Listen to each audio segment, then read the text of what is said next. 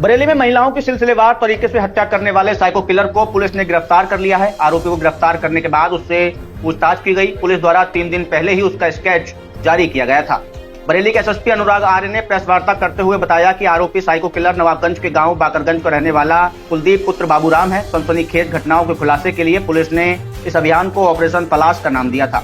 कुलदीप नवाबगंज से शीशगढ़ और शाही क्षेत्र में जाकर अकेली महिलाओं को टारगेट किया करता था। इसके बाद उनकी गला दबाकर हत्या करता था। पुलिस ने उसे गिरफ्तार कर घटनास्थल पर ले जाकर भी पूछताछ की, जहां उसने सनसनीखेज घटनाओं को कारित करने की बात को स्वीकार लिया।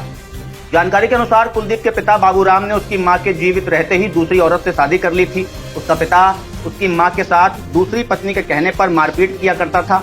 इस वजह से कुलदीप अपनी पहली मां से नफरत करने लगा था। वहीं इसके अलावा जब कुलदीप की 2014 में शादी हुई और वो अपनी पत्नी के साथ भी सामान्य व्यवहार नहीं करता था, इस कारण उसकी पत्नी ने भी उसको छोड़ दिया था।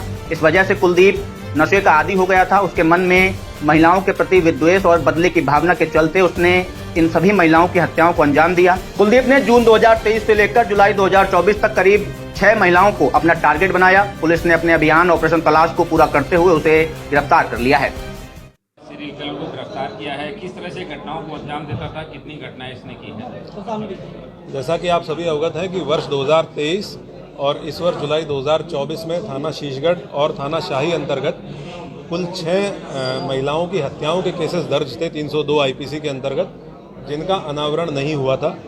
हम लोगों ने इसके लिए, इनके अनावरण के लिए एक टीम गठित की थी और उस टीम को एक ऑपरेशन तलाश का टारगेट दिया गया था, जिसमें हम लोगों को पकड़ना था उस व्यक्ति को या उन व्यक्तियों को जिनके द्वारा ये घटनाएं कारित की गई हैं।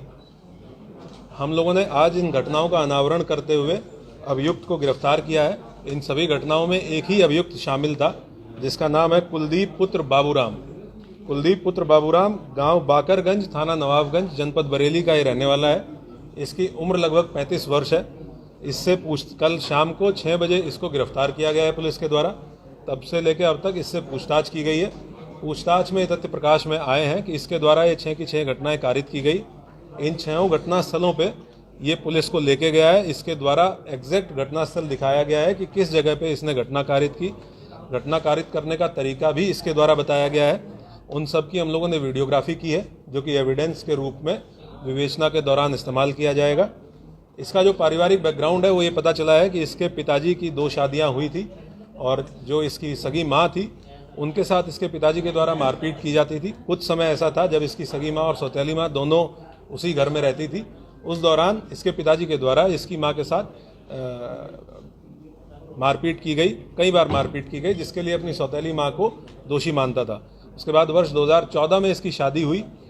इसका जो हिंसक नेचर था वो अपनी पत्नी के साथ भी जारी रहा और कई बार ऐसा हुआ कि ये हिंसक हुआ और इसने अपनी पत्नी के गले को भी दबाने का प्रयास किया। ये उनसे बातचीत में ये बात तस्दीक हुई है, जिसके फलस्वरूप इसकी पत्नी इसको कुछ साल बाद छोड़ के चली गई और उसके बाद महिलाओं के प्रति इसके दिमाग में द्वेष और कुंठा और अधिक बढ़ गई। जो पिछले 1-1.25 साल में इसके द्वारा घटनाएं की गई हैं, उसके बारे में इसके ये लगभग एक ही एरिया है जिसमें घटनाएं कारित हुई, 6 की 6 घटनाएं। वहीं पे 3 गांव हैं। उन 3 गांव में इसकी 2 गांव में इसकी बहनें हैं और एक गांव में इसके एक रिश्तेदार हैं। ये उन 3 में से किसी एक गांव में अपना ठिकाना ढूंढता था और उसके बाद क्योंकि वहाँ लोकल रहने वाला है, वहाँ का एरिया बहुत अच्छे से जानता है, तो दिन में ये पगडंडियों के रास्ते, चक्रोड़ के रास्ते खेत घूमता था और ऐसा स्थान चिन्हित करके ये देखता बेसिकली ये था कि किस खेत में अकेली महिला है जो काम कर रही हैं, क्योंकि दिन में महिलाएं अक्सर जाती हैं चारा काटने के लिए या खेत में काम करने के लिए, और ऐसी महिलाओं को टारगेट करके ये उनके पास पहुंचता था। या अगर इसको कहीं पगडंडी पे रास्ते पे महिला मिली तो ये महिलाओं से बातचीत करने में बहुत सहज तरीके से बातचीत करता है। इसकी कुछ वीडियोस भी हमारे पास हैं जिसमें अनजान महिलाओं से पुलिया पे बैठ के बातचीत कर रहा है। तो ये बहुत सहज तरीके से बातचीत करता था और उनको सुनसान जगह पे ले जाके, जो थोड़ा 10-20 मीटर दूर खेत में ले जाके उनसे सेक्सुअल फेवर्स के लिए अप्रोच करता था। जैसे ही महिला ने विरोध किया या महिला ने मना किया तो ये तत्काल बहुत एग्रेसिव हो जाता है, हाइपर एग्रेसिव हो जाता है और इसके द्वारा उनका गला दबाते हुए और उनकी साड़ी के पल्लू से, और एक केस में जिसमें महिला ने सूट सलवार पहन रखा था उसमें उनकी चुनरी को इस्तेमाल करते हुए उनका गला दबाते हुए बाईं तरफ गांठ इसके द्वारा मारी गई। इस तरीके से इसके द्वारा ये घटनाएं कारित की गई। हम लोगों ने बहुत कुल कितने घटनाएं इसने कबूल की हैं? कुल 6 घटनाएं अभी हैं जिन घटना स्थलों पे, क्योंकि हमारे पास हमें इसको मजिस्ट्रेट के सामने भी पेश करना था। कुल 6 घटनाएं हैं जिसके बारे में हम इसको घटना स्थल पे ले जाके हमने तस्दीक कर लिया है कि ये घटना इसने कहाँ पे की, किस तरीके से की, कब की। एक और चीज़ सामने आई है कि ये हर घटना स्थल से एक ट्रॉफी के रूप में, जो कि इस तरह के अपराधियों का एक की फीचर देखा गया है, कुछ ना कुछ लेके जाता था। और उसमें 2 केसेस में जो हसिया महिला के पास थी, महिला ने जब विरोध किया तो उसी हसिया को ये लेके गया, वो दोनों बरामद कर ली गई हैं। एक केस में ये एक ब्लाउज का टुकड़ा और लिपस्टिक और बिंदी ये लेके गया, वो भी इसने जहाँ पे उसको ये रखता था वो बरामद कर लिया गया है। एक आधार कार्ड भी बरामद किया गया है। अभी हम लोग इससे और विस्तृत पूछताछ करेंगे।